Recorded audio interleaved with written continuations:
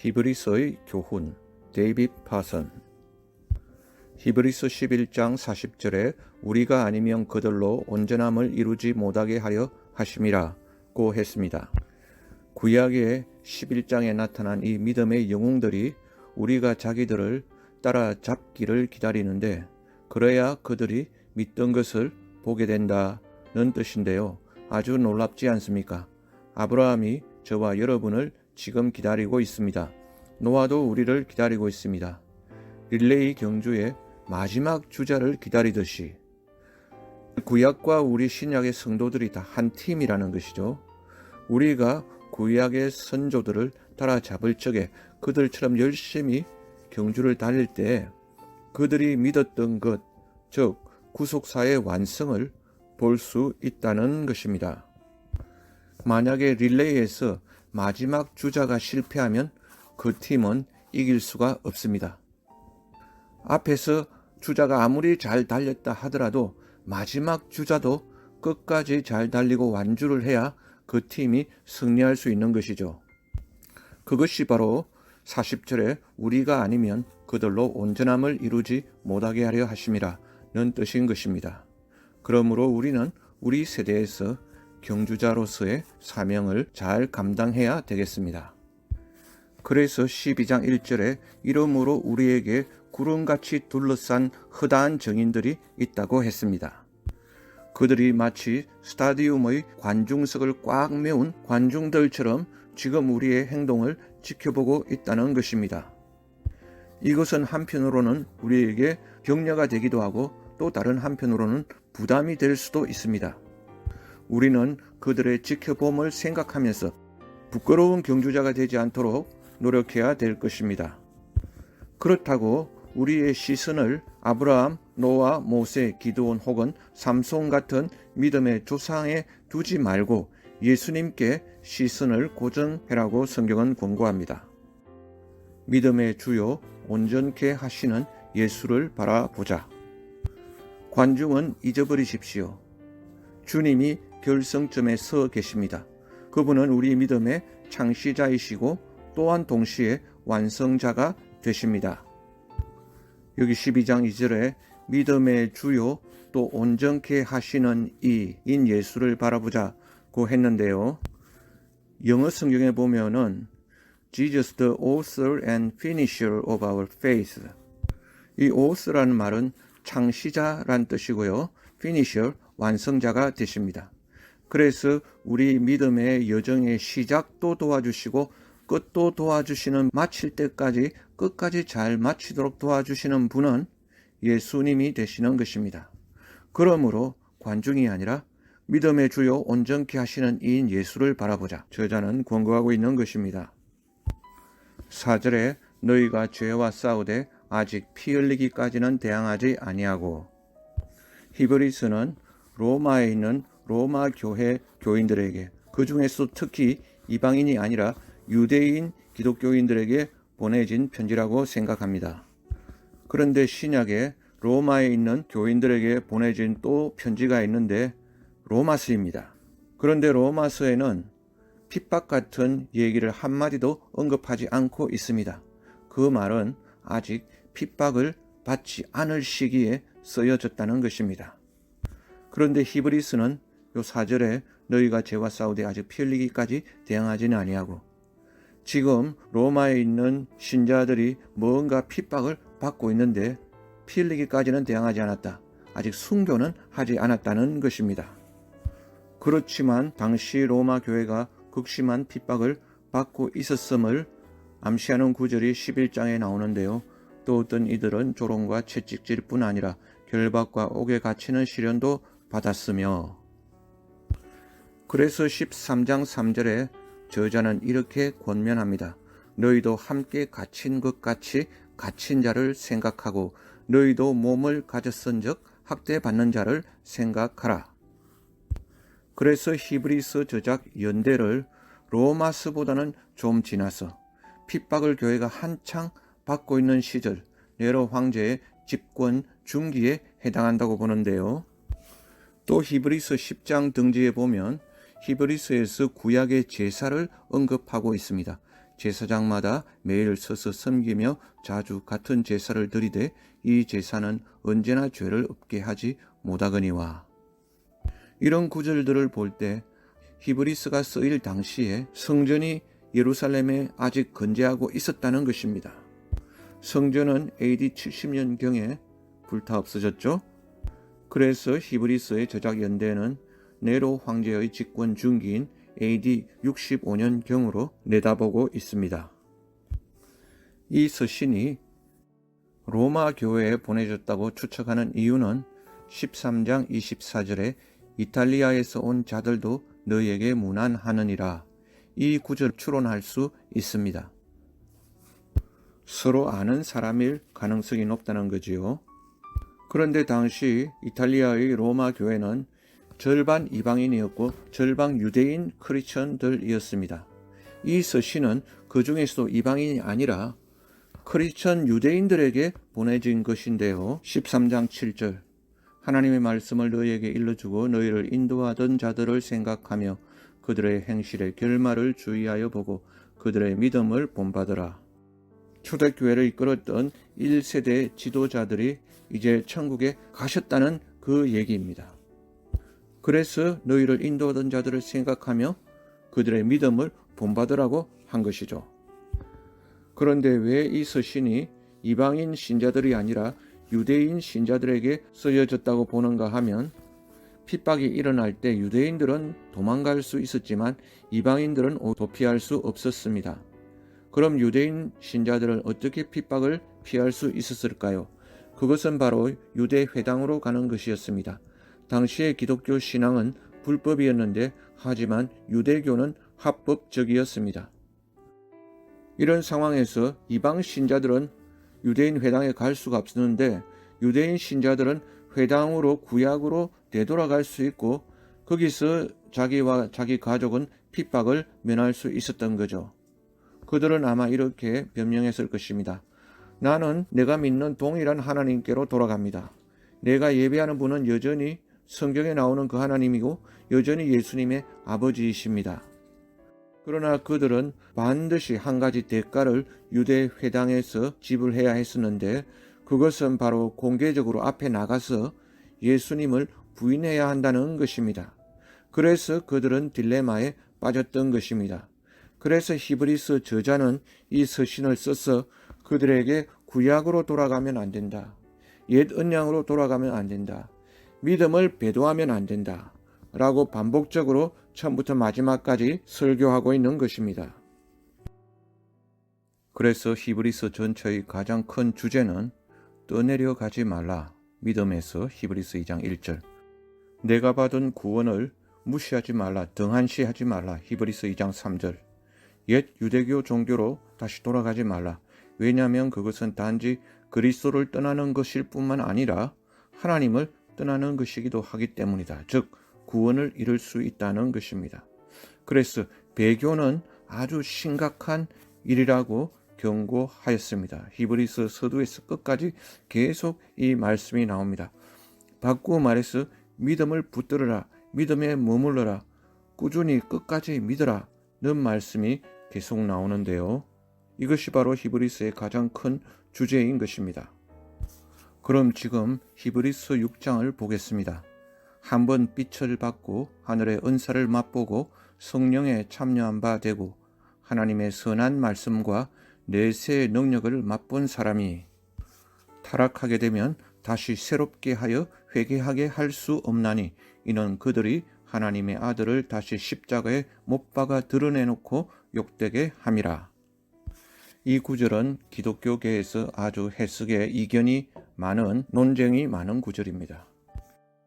예정론을 신봉하고 한번 구원받은 사람은 하나님의 견인의 은혜에 의해서 죽을 때까지 그 구원이 훼손되지 않는다, 잃어버려지지 않는다 라고 믿는 사람들에게서 이 6장 4절 한번 빛을 받고 타락한 사람은 다시 돌이킬 수 없다, 이 말씀은 그들의 신학과 배치가 되는 거죠. 그래서 이런 사람들은 아예 예수를 믿지 않은 사람들이다, 그렇게 주장을 합니다.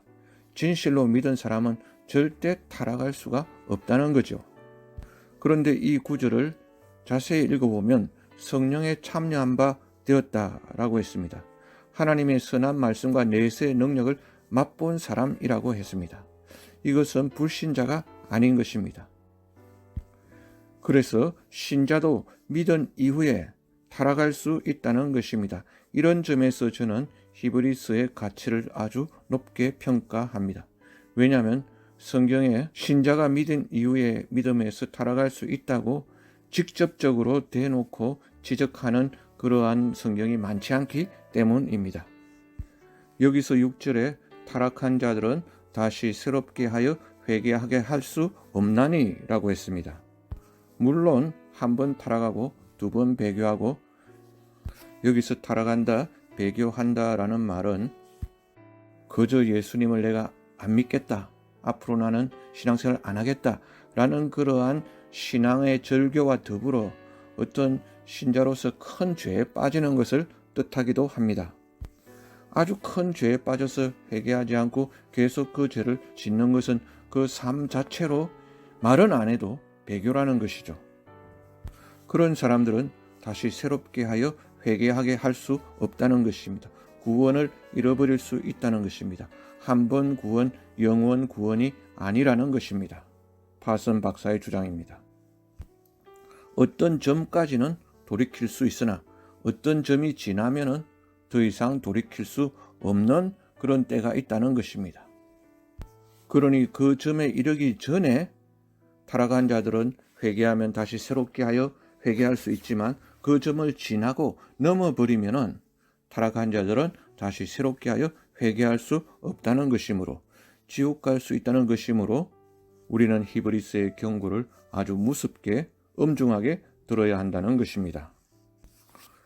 땅이 그 위에 자주 내리는 비를 흡수하여 밭가는 자들이 썩기에 합당한 채소를 내면 하나님께 복을 받고, 만일 가시와 은근퀴를 내면 어떤 믿음을 입술로 고백하는 것뿐만 아니라 그걸 포함해서 자기 삶으로 합당한 채소를 내지 못하고 가시와 은근퀴를 내면 버림을 당하고 저주함에 가까워 그 마지막은 불사람이 되리라. 우리의 신앙을 배교한다는 것을 내 생각으로 하나님 믿지 않는 것, 내 입술로 예수님을 안 믿는다고 말하는 것이라고 생각하기 쉬우나, 우리는 삶으로 신앙을 버리고 배교할 수 있고, 그것이 어느 지점을 지나면 그런 일을 계속 반복해서 하고 회개치 않을 적에 그 아들을 다시 십자가에 못 박아 드러내놓고 욕되게 함으로써 다시 새롭게 하여 회개할 수 없고 마지막은 불사름이 되리라 라는 이러한 경고를 귀담아 들을 수 있어야 되겠습니다. 그래서 히브리서 6장은 한 번 받은 구원을 잃을 수 있느냐 없느냐를 이제 시중에서 많이 논쟁을 하는데, 그것이 아니고 한 번 받은 구원은 잃어버릴 수 있다는 것을 전제하고, 이 구절을 자세히 읽어보면은 일단 구원을 잃게 되면 다시 찾을 수 있나 없나를 논하고 있는데, 히브리서는 다시 찾을 수 없다라고 결론을 내린다는 것입니다. 영원한 멸망을 경고하고 있다는 것입니다. 그래서 우리는 넘어진 자, 떠내려가는 자, 구원을 등한히 여기는 자들에게 반드시 심각하게 경고해야 합니다. 아직 기회가 있을 때요. 회개하고 돌이킬 기회가 있을 때요. 왜냐하면 그들은 다시 돌이킬 수 없는 지경에 이를 수 있기 때문입니다. 한 경고를 6장뿐만 아니라 히브리서는 계속 반복하고 있다는 것이지요. 2장에 더욱 유념함으로 우리가 흘러 떠내려가지 않도록 함이 마땅하니라. 우리가 이같이 큰 구원을 등한히 여기면 어찌 그 보응을 피하리요. 4장에 그러므로 우리도 두려워할지니 그의 안식에 들어갈 약속이 남아 있을지라도 너희 중에는 혹 이르지 못할 자가 있을까 함이라. 10장에 우리가 진리를 아는 지식을 받은 후 짐짓 죄를 범한 즉 다시 속죄하는 제사가 없고 오직 무서운 마음으로 심판을 기다리는 것과 대적하는 자를 태울 맹렬한 불만 있으리라. 모세의 법을 폐한 자도 두세 증인으로 말미암아 불쌍히 여김을 받지 못하고 죽었거든 하물며 하나님의 아들을 짓밟고 자기를 거룩하게 한 언약의 피를 부정한 것으로 여기고 은혜의 성령을 욕되게 하는 자가 당연히 받을 형벌은 얼마나 더 무겁겠느냐 너희는 생각하라. 우리가 예수님을 믿은 이후로도 실족하고 넘어져서 범죄할 때가 있지만 즉시 회개하고 돌이키고 다시 돌아와야 되는데 그것을 계속 입술로는 시인하나 자기 행위로는 부인하고 은혜의 성령을 욕되게 하는 자들은 결국에는 한번 구원, 영원 구원이 아니라 탈락할 수 있다는 것이 히브리서의 전체 제일 중요한 메시지라는 것입니다. 2장, 4장, 6장, 10장을 살펴보았는데요. 그 위에도 더 나옵니다. 그렇다고 자기가 매일 아침마다 일어나서 내가 정말 구원받았는지 아닌지 모르겠다 이렇게 걱정하라는 뜻은 아닙니다. 왜냐하면 신약 성경에 구원의 보증이 나와 있는데 그것은 주님과 동행하는 것입니다. 자기가 매일 주님과 동행하고 하나님께 기도하고 성경 말씀을 묵상하고 이런 사람들은 자기 구원을 걱정할 필요가 없는 거죠. 따라서 신약에서 구원의 확신은 20년 전에 자기가 한번 결신한 것에 근거하지 않고 자기의 현재 예수님과의 관계에 근거합니다. 다시 말해서 현재 내가 예수님을 안 믿고 있다면, 즉 예수님과 친밀한 교제 가운데 있지 않다면 그건 내가 언제 과거에 예수를 믿었고 결신하고 세례받았는지 모르지만 예수 안 믿는 것이라는 것입니다. 구원 못 받는다는 것입니다. 따라서 우리는 조심해서 균형을 잡을 필요가 있습니다. 성경에서 특히 마태복음과 히브리서에서 이 점이 잘 나타나는데요. 두 권 모두 크리스천들에게 구원에서 탈락할 수 있다는 엄중한 경고를 언급하고 있습니다. 마태복음 7장에 너희가 나더러 주여 주여 하는 자마다 다 천국에 들어가지 못한다고 그랬고 25장의 양과 염소의 비유에서도 염소편에 속한 자들은 바깥 어두운 데 간다 그랬고 22장에서도 왕의 아들의 혼인잔치에 예복을 입지 않은 사람은 결국에는 초청은 받았으나 천국에 들어가지 못했습니다. 그런데 누가복음이라든지 다른 성경에는 이런 게 좀 약해요. 왜냐하면 마태복음이나 히브리서는 믿는 신자들을 대상으로 쓰여진 것입니다. 그러니까 여러분들이 예수를 믿었지만 중간에서 배도하거나 실족하거나 탈락하면 구원을 잃어버릴 수 있다라고 권고하는 것이고 다른 성경들은 불신자들에게 이방인들에게 편지하고 가르치는 내용이니까 그들에게는 주로 믿으라, 믿으면 구원받는다 라는 내용을 주로 말하게 되어 있죠. 제 기억에 한 번은 빌리 그레이엄 목사님이 TV에서 인터뷰를 했습니다. 사회자가 전에는 물어본 적이 전혀 없는 질문을 목사님께 했는데요. 당신이 천국에 가시면 첫 번째로 가장 먼저 드는 생각이 무엇이겠습니까? 그때 목사님은 번개처럼 대답하기를 저는 휴 하고 안도의 한숨을 내쉴 것입니다. 아이고 내가 천국에 왔구나 라는 안도의 한숨이라는 것이지요. 그분은 참 겸손한 분이셨습니다. 내가 드디어 해냈다. 경주를 마쳤다. 며 안도의 한숨을 쉬겠다는 것입니다. 그는 자기가 구원을 받았다는 자신감이 너무 크게 극도로 지나치지 않았습니다. 그분은 자신이 지금 천국 여정을 여전히 가고 있는 중이라는 것을 잘 알고 있었습니다. 여러분, 철로 역정의 맨 마지막에 보면 이 책은 크리스천이 죄악의 도성에서 천국 도성으로 향하는 여행을 그린 책인데 그 맨 마지막 부분에 그 일행이 요단강 앞에 이르렀습니다. 어둡고 깊은 그 짙은 검은색의 사망의 강 앞에 도달했을 때 정말 그걸 보니까 어떤 마음속에 약간의 두려움이 생기는 거죠. 그렇게 마음이 유쾌할 수가 없습니다. 그때 크리스천 주인공이죠. 그 동행자가 말하기를 나는 이 강을 건너지 않을 거야. 반드시 다른 길이 있을 거야. 해서 그는 왼쪽 길로 가버렸습니다. 그때 번연은 이렇게 책에 쓰고 있습니다. 그래서 내가 꿈속에 보았는데 천국 문 바로 그 코앞에서도 지옥으로 통하는 길이 있었다라고 했습니다. 무슨 말입니까? 사람들은 천국 문 코앞에 왔어도 지옥으로 샛길로 빠질 수 있다는 것입니다. 히브리서의 메시지죠. 신자도 타락할 수 있다는 것입니다. 비슷하게 요한계시록에도 이기는 자는 내가 그 이름을 생명책에서 결코 지우지 아니하리라. 당시에 엄청난 핍박이 있었지만 그 모든 압박과 시련과 유혹을 이기고 극복해야 그 사람이 구원을 받는다는 것입니다. 그저 한번 믿어서 구원받는 게 아니라요. 그저 한번 믿는 것은 구원을 그 여정을 시작하고 출발하는 거죠. 그러나 도착을 해야 구원의 완성을 이룰 수 있다는 것입니다. 예수님도 그 말씀을 하셨습니다. 나는 포도나무요 너희는 가지라. 사람이 내 안에 거하지 아니하면 가지처럼 밖에 버려져 마르나니 사람들이 그것을 모아다가 불에 던져 사르느니라. 사람이 내 안에 거하지 아니하면, 즉 예수님 안에 거해야 되는데 다른 말로 예수님과 매일 동행하고 친밀히 교제하고 주님께 예배드리고 기도하는 그러한 삶을 살지 아니하면 열매도 못 맺고 나중에는 불에 던져 살라진다는 것입니다.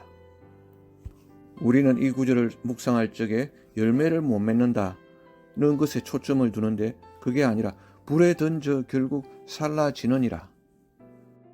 천국에 못 들어가고 지옥불에 들어가게 된다는 뜻입니다.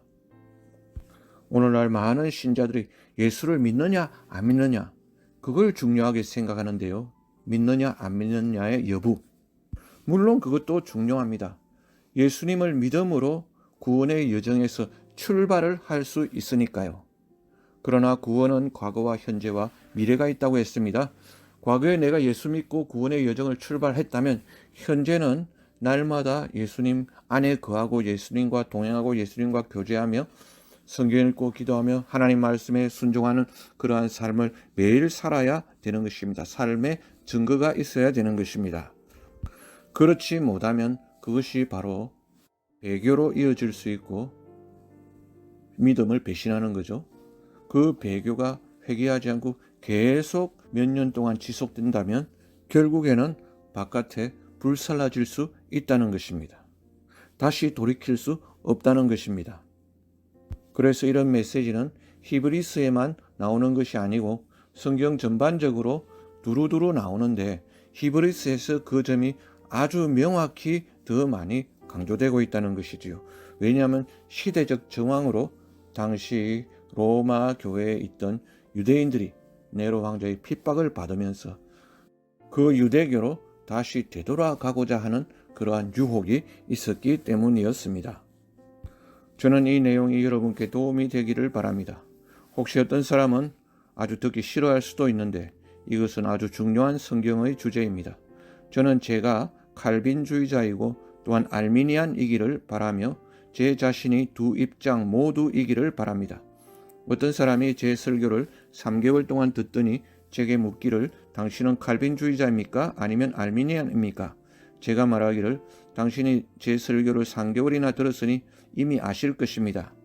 그는 말하기를 제가 어리둥절한데 어떤 때는 당신이 칼빈주의자 같고 하지만 바로 다음 주일에는 또 당신이 알미니안주의를 설교하시네요. 우리는 칼빈주의냐 알미니안이냐 이러한 낡아빠진 주제로 논쟁할 필요가 없다고 봅니다. 왜냐하면 성경에 둘 다 나오니까요. 둘 다 받아들이면 됩니다. 제가 말하기를 저는 양쪽 다입니다. 그가 말하기를 그건 불가능합니다. 제가 이성적으로는 불가능하지만 제가 이성적으로 양쪽 입장을 다 융합시킬 수는 없지만 저는 이 양쪽 입장이 성경적으로 모두 맞다는 것을 알고 있습니다. 양쪽 모두 신약 성경에 나와 있기 때문인 것입니다. 물론 한번 구원받은 사람은 영원 구원처럼 하나님이 우리를 천국 가는 그 길까지 안전하게 보호하시리라고 믿습니다. 칼빈주의 입장이죠. 그렇지만 나 자신도 하나님의 그 보호하심 안에서 스스로 자신을 성령의 인도를 받아서 신앙을 지켜야 한다는 것이죠. 알미니안 입장입니다. 우리는 천국에 안전하게 도착할 때까지 내 믿음을 안전하게 주님이 인도하시고 지켜주시지만 나 자신도 그러한 주님의 인도를 받아서 내 믿음을 꼭 붙들어야 하는 것입니다. 그래서 히브리서에서는 굳게 붙들으라, 붙잡으라는 말이 여러 번 반복해서 나오는데요. 히브리서 3장 6절, 우리가 소망의 확신과 자랑을 끝까지 굳게 잡고 있으면 우리는 그의 집이라. 14절, 우리가 시작할 때 확신한 것을 끝까지 견고히 잡고 있으면 그리스도와 함께 참여한 자가 되리라. 6장 19절에 우리가 이 소망을 가지고 있는 것은 영혼의 닷 같아서 튼튼하고 견고하여 휘장 안에 들어가나니. 닷이 뭡니까? 배가 어느 곳에 가면은 무거운 쇠줄을 밑으로 내려서 딱 정박해서 움직이지 않게 하는 거죠, 배를. 10장 23절, 또 약속하신 이는 믿으시니 우리가 믿는 도리의 소망을 움직이지 말며 굳게 잡고. 하나님은 우리를 천국에 이르도록 안전하게 지켜주시고 인도하십니다. 칼빈주의죠. 성도의 견인. 견인이란 말은 견디고 인내한다는 뜻입니다. 성도가 천국 갈 때까지 자기 신앙을 견디고 인내해야 하며 하나님께서 그렇게 하도록 도와주시고 지켜주시고 인도하시고 보호해주시고 승리하도록 해주신다는 것입니다. 그렇지만 그 가운데서 성도 자신도 그 신앙을 꼭 붙들어야 한다는 것입니다. 알미니안 입장인데요. 우리는 어떤 신학적 입장에 너무 치우쳐서 극단적이 되면 안 되고, 그래서 성경까지 비틀어서 해석하면 안 되고, 한번 믿은 이후에도 신자가 배교하고 타락할 수 있어서 돌이킬 수 없게 될 수도 있다는 이 성경의 경고를, 특히 히브리서의 경고를 우리는 겸허하게 받아들이고, 그래서 꼭 신앙과 하나님과 믿음의 도리를 붙들어야 되겠습니다. 이것이 히브리서의 가장 중요한 주제입니다. 아멘.